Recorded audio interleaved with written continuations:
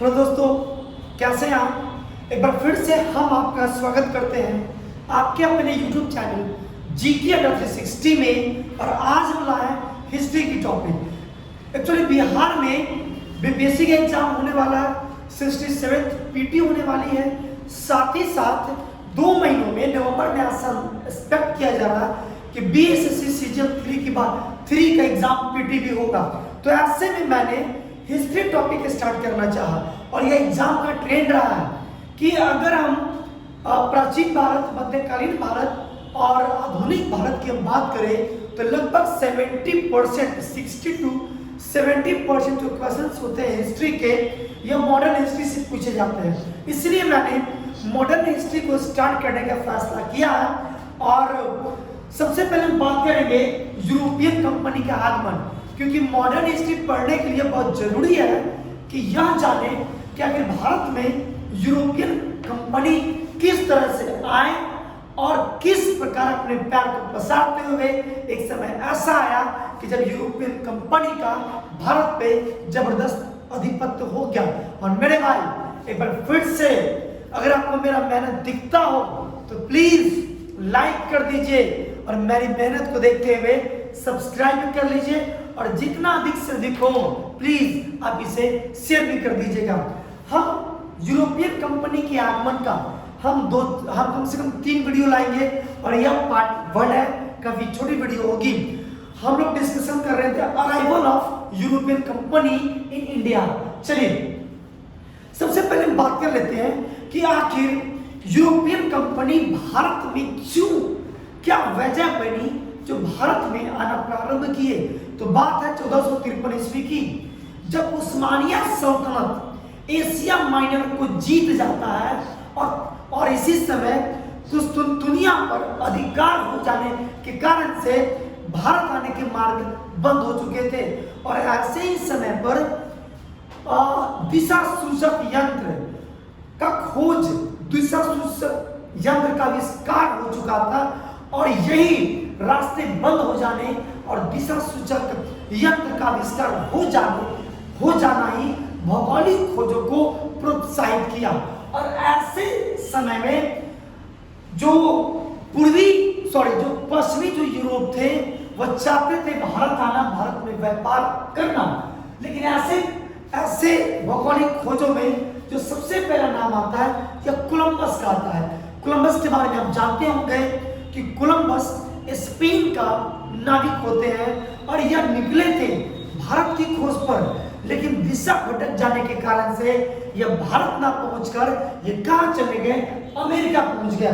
तो अक्सर एग्जाम में पूछा जाता है कि कोलंबस अपनी यात्रा को, पहले तो ये याद कर ले कि कोलंबस जो है, कोलंबस ये स्पेन के नागरिक हैं, स्पेन के नागरिक होते हैं और 1492 ईस्वी में यह भारत की खोज के लिए निकले, किंतु रास्ते भटक जाने के कारण यह भारत नहीं पहुंचकर यह एक नए जगह पर पहुंच जाते हैं जिसका नाम क्या होता है, अमेरिका। तो कोलंबस ने 1492 ईस्वी में अमेरिका की खोज की। उसके बाद हम बात कर लेते हैं वास्को डी गामा की।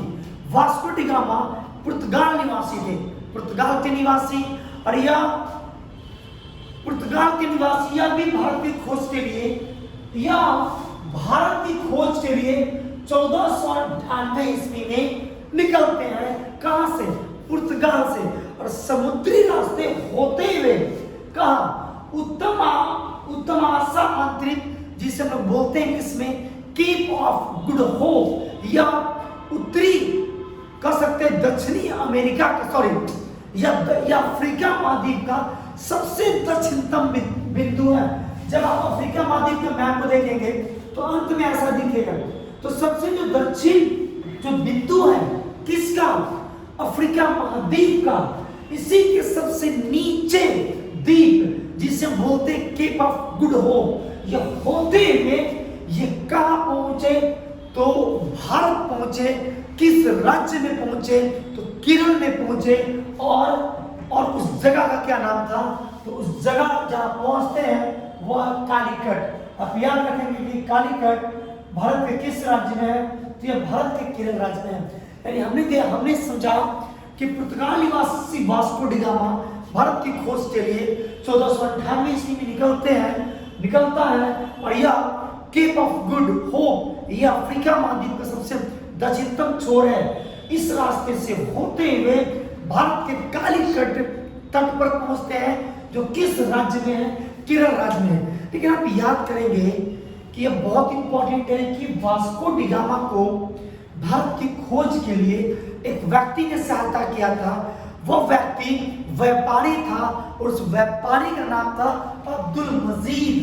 तो आप याद कर लेंगे कि अब्दुल मजीद क्या थे? तो अब्दुल मजीद एक व्यापारी थे। आप पूछेंगे कि अब्दुल मजीद कहाँ के व्यापारी थे? तो गुजरात के व्यापारी थे और इन्होंने वास्को डी गामा को भारत आने के लिए मतलब मार्ग सहायता किया था किसने? अब्दुल मजीद। अब जैसे कालीकट पे आगमन होता है किसका? वास्को डी गामा का, तो वहां का जो स्थानीय जो हिंदू शासक होते हैं जेमेरीन, क्या नाम है इनका? जेमेरीन, यह हिंदू शासक होते हैं, यह इनका स्वागत करते हैं। तो आपको वास्को डी गामा की सारी बातें समझ में आ चुकी होगी। 1498 ईस्वी में निकलते हैं अब्दुल मजीद की सहायता से, 1498 ईस्वी में भारत पहुंचते हैं कालीकट तट पे और इस तरह से भारत एक और मार्ग खोज हो चुका है यूरोप के लिए, है ना, जिसका श्रेय किसे जाता है? वास्को डी गामा को। चलिए, अब वास्को डी गामा के आगमन से ही पुर्तगाली ईस्ट इंडिया कंपनी का स्थापना हो चुका है और यह स्थापना हुआ है 1498 ईस्वी में। बहुत इंपॉर्टेंट है। अब हम बात कर लेते हैं, एक चीज और आप याद रखेंगे कि वास्को डी गामा भारत कितने बार आए हैं? तो वास्को डी गामा भारत 2 बार आए हैं। एक वास्को डी गामा 1498 ईस्वी में आए, फिर कुछ दिन रहने के बाद वापस लौटते हैं और दूसरा वास्को डी गामा का आगमन भारत की भूमि पर 1502 ईस्वी में होता है। यानी वास्को डी गामा कुल 2 बार भारत आए। अब हम बात कर लेते हैं फिर पुर्तगाली ईस्ट इंडिया कंपनी की स्थापना होती है 1498 ईस्वी में। अब पुर्तगाली ईस्ट इंडिया कंपनी की स्थापना हो जाने के बाद धीरे धीरे यह पुर्तगाली कंपनी भी भारत में अपना पैर पसारने लगती है और ऐसे में जो पुर्तगाली वायसराय होते हैं इनका बहुत ही महत्वपूर्ण योगदान होता है। हम एक एक करके हम कुछ पुर्तगाली वायसराय का हम डिस्कशन करने वाले हैं। सबसे पहला भारत में सबसे पहला जो पुर्तगाली वायसराय बनकर आए उनका नाम था फ्रांसिस्को डी अल्मेडा। इनके बारे में आप याद रखेंगे कि फ्रांसिस्को डी अल्मेडा यह क्या थे? यह पहला भारत में वायसराय थे। किसका वायसराय थे? तो पुर्तगाली वायसराय। एक चीज यह याद कीजिएगा। अब दूसरी बात आप याद करेंगे कि यही फ्रांसिस्को डी अल्मेडा ने भारत में ब्लू वाटर पॉलिसी प्रारंभ किया था। ब्लू वाटर पॉलिसी की नीति प्रारंभ किया था। हम ब्लू वाटर पॉलिसी को हिंदी में 7 जल की नीति कहते हैं। क्या कहते हैं? 7 जल नीति। यह एग्जाम में कितने बार पूछा गया है कि ब्लू वाटर पॉलिसी किसने स्टार्ट किया? हम लोग इसे इंग्लिश में क्या कहते हैं? कहते ब्लू वाटर क्या कहते हैं इसे? पॉलिसी। चलिए समझ में आ चुका होगा। ये 2 बातें, बस अब 2 बातें याद रखेंगे फ्रांसिस्को डी अल्मेडा के बारे में कि अब प्रथम क्या थे? पुर्तगाली वायसराय थे और इन्होंने ब्लू वाटर पॉलिसी को शुरू किया था। एक चीज और याद रखेंगे कि जो फ्रांसिस्को डी अल्मेडा का जो कार्यकाल है यह 1505 से लेकर वायसराय के तौर पर 1509 ईस्वी तक ये भारत में रहते हैं।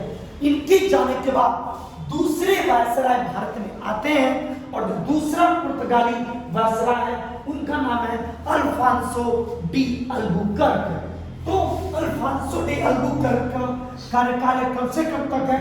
तो जब यह गए, कब गए? 1509। और कब तक?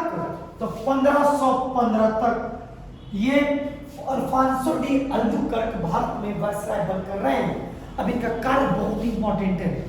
सबसे पहला बात आप याद कीजिए कि भारत में दूसरे पुर्तगाली पुर्तगाली वायसराय थे। दूसरी बात आप याद करेंगे, यहाँ आने के बाद इन्होंने ब्लू वाटर पॉलिसी, शांत जल की नीति को खत्म कर दिया। तीसरी बात है, इनके बारे में आप याद करेंगे कि जो बीजापुर के शासक होते हैं जिनका नाम होता यूसुफ आदिल शाह, इन्होंने 1510 ईस्वी में यूसुफ आदिल शाह से गोवा को छीना।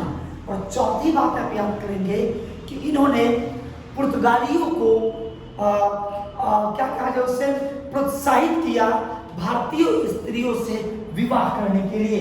तो ये चार बातें आप याद रखेंगे। पहली बात है कि यह भारत में सेकंड वायसराय है। किस चीज के वायसराय है? तो पुर्तगाली वायसराय। दूसरी बात है, इन्होंने ब्लू वाटर पॉलिसी को क्या कर दिया? खत्म कर दिया। तीसरी बात है, इन्होंने 1510 ईस्वी में यह जो फ्रांस अल्फांसो डी अल्बुकर्क है, 1510 ईस्वी में इन्होंने गोवा छीना। इसने क्या किया? गोवा को छीना। किससे छीना? एग्जाम में आता है जिससे छीना, उनका नाम है यूसुफ आदिल शाह। और एक बात और याद रखेंगे कि यह पुर्तगाली वायसराय थे जिन्होंने पुर्तगालियों को प्रेरित किया किस चीज के लिए? भारतीयों से विवाह करने के लिए, भारतीयों से विवाह करने के लिए। एक और बहुत ही नाम इंपॉर्टेंट है जिसका नाम है नीनो डी पूना। और इनका जो भारत में वायसराय के तौर पर जो कार्यकाल था, यह था 1529 से लेकर 1533 ईस्वी तक। अब यह क्यों इंपॉर्टेंट है?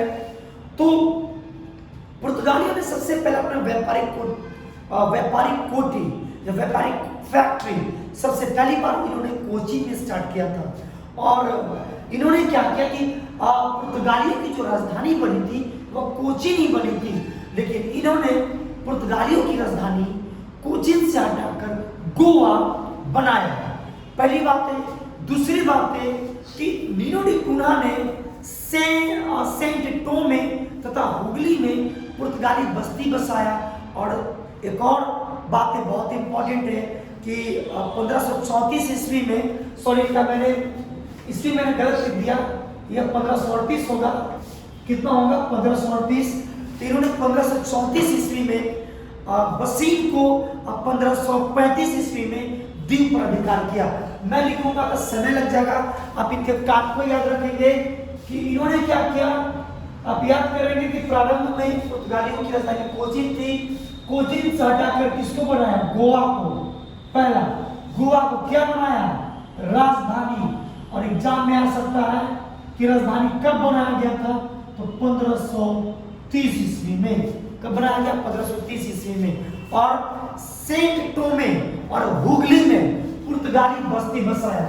इन्होंने बस्ती भी बसाई। और कहां पे बसाया? तो हुगली में। और कहां पे? सेंट टोमे में। आप याद रखेंगे। और एक और बहुत ही इंपॉर्टेंट है, इन्होंने कब्जा किया था 1534 में बसीन पर और 1535 में दीव पर। 1500 मैं बहुत तेजी में लिखता हूं तो पता नहीं चलता होगा। 1534 में कहां पर? बसीन में। और ठीक एक साल बाद 1535 में कहां पर? दीव पर कब्जा कर लिया। चलिए अब हम एक चीज और देख लेते हैं। इतनी बातों को आप याद रखेंगे, उम्मीद रखते हैं यह बातें आपको समझ में आ चुका होगा। अब हम बात कर लेते हैं पहला व्यापारिक फैक्ट्री, व्यापारिक कोठी कहां स्टार्ट किया था इन्होंने? किसने? पुर्तगाल की भारत में पहला व्यापारिक कोठी कहां खुला था? इनका पहला व्यापारिक कोठी कोचीन में खुला हुआ था। कॉमन सेंस वाली बात है कि देखिए जब दिमाग लगाएंगे तो आप एग्जाम में जब कभी आप भूल भी जाते हैं तो थोड़ा सा कॉमन सेंस लगाएंगे और तुक्का की जगह पर आप सही भी मान सकते हैं कि जब पुर्तगाली केरल में आए, केरल में, तो फैक्ट्री अपना कहां बैठाएंगे? केरल में। और आप जानते हैं कि कोचीन कहां पड़ता है? केरल में। तो इनकी व्यापारिक कोठी जो खुली वो कोचीन में खुली। और दक्षिण, खैर उसकी बात नहीं कीजिए, हटाइए। एक और आप टर्म को याद करेंगे, वह टर्म है कोर्टेज। क्या नाम है? कोर्टेज पद्धति। यह एग्जाम में पूछा जाता है, हम लोग इसे इंग्लिश में कोर्टे लिखते हैं, कोर्टेल सिस्टम। अब यह कोर्टेल सिस्टम क्या था, अब यह जानिए। कोर्टेल सिस्टम पुर्तगालियों द्वारा स्टार्ट किया गया था, और यह क्या था? तो यह एक प्रकार का लाइसेंस था। यह लाइसेंस लेना पड़ता था किस चीज के लिए? कि जब कोई अन्य देश के कोई जहाज, कोई अन्य देश का जहाज या व्यक्ति जब एशियाई देश में एंट्री करते थे तो उनको लाइसेंस लेना पड़ता था, और इस लाइसेंस के लिए उन्हें कीमत चुकाना पड़ता था, कुछ टैक्स देना पड़ता था। हम इसी को क्या करते हैं? कोर्टेल सिस्टम। और इस कोर्टेल सिस्टम को लागू किसने किया था? तो इसने लागू किया था पुर्तगालियों ने। अब हम बात कर लेते हैं पुर्तगालियों की भारत में देन। पुर्तगालियों के क्या क्या भारत में देन है? तो पुर्तगालियों के आगमन से भारत में आलू, टमाटर, तंबाकू फसल में 3 चीज याद रखेंगे कि क्या क्या देन है पुर्तगालियों का? आलू, टमाटर, और टमाटर के बाद क्या? तंबाकू। यह 3 चीज फसल के मामले में अब भारत में यह जो श्रेय जाता है लाने का पुर्तगालियों को जाता है। 2 चीज और याद रखेंगे, प्रिंटिंग प्रेस बहुत ही इंपॉर्टेंट। यह जो प्रिंटिंग प्रेस है भारत में, प्रिंटिंग प्रेस, यह भी योगदान किसका है? यह भी भारत में देन है पुर्तगालियों का। एक और बहुत ही इंपॉर्टेंट, जहाज निर्माण। जहाज निर्माण भी भारत में पुर्तगालियों की देन है। और एक बहुत ही इंपॉर्टेंट है जो अक्सर एग्जाम में पूछा जाता है, भारत में आप जानते होंगे गौथिक कला, गौथिक कला के बारे में जानते होंगे। और ये जो भारत में गौथिक कला का जो विकास हुआ, यह भी पुर्तगालियों की देन है। और एक लास्ट याद करेंगे, जापान के साथ व्यापार। जापान के साथ व्यापार, जापान के साथ जो भारत का व्यापार होता है, यह भी पुर्तगालियों की देन है। तो भारत में पुर्तगालियों का क्या क्या देन है? फसल में 3, आलू, टमाटर, तंबाकू। और जब आएंगे क्या बोला जाए उसको, डेवलपमेंट के क्षेत्र में, तो प्रिंटिंग प्रेस और जहाज निर्माण पुर्तगालियों के देन है। कला के मामले में गौथिक कला पुर्तगालियों के देन है। और आज भारत का व्यापार जापान के साथ होता है, यह भी पुर्तगालियों की देन है। एक चीज आप याद कर लेंगे कि 1632 ईस्वी में पुर्तगालियों को मुगल बादशाह शाहजहां ने हुगली से भगाया था। बाद में हुगली वाले क्षेत्र में पुर्तगाली क्या करेंगे? बस्ती तो बसा हुआ है, लेकिन बाद में यह लूट करने लगते हैं, जहाजों को लूटना प्रारंभ करते हैं। तो ऐसे समय में 1632 ईस्वी में मुगल बादशाह शाहजहां ने पुर्तगालियों को हुगली से खदेड़ा था। खैर चलिए, एग्जाम के व्यू से इतना काफी है। हम जो पढ़ रहे पीटी के व्यू से पढ़ रहे हैं, मैं अभी आपको मेंस के व्यू से नहीं पढ़ा रहा हूँ। मैं चाहता हूँ 1 लाइन आपको याद हो जाए, और उम्मीद करते हैं इस वीडियो में आपको सब कुछ समझ में आ चुका होगा मेरे भाई। और आपको वीडियो अच्छा लगे, आपको लगे कि वीडियो में आपने कुछ एक्स्ट्रा फैक्ट सीखा, तो प्लीज मेरी हेल्प के लिए आप इसे लाइक कीजिएगा, सब्सक्राइब कीजिएगा। मेरे सब्सक्राइबर बहुत कम है, प्लीज मेरे हेल्प के लिए जितना अधिक से अधिक हो अपने ग्रुप में इसे आप फॉरवर्ड कीजिए ताकि सब्सक्राइबर बढ़े। मिलते हैं अगले क्लास में।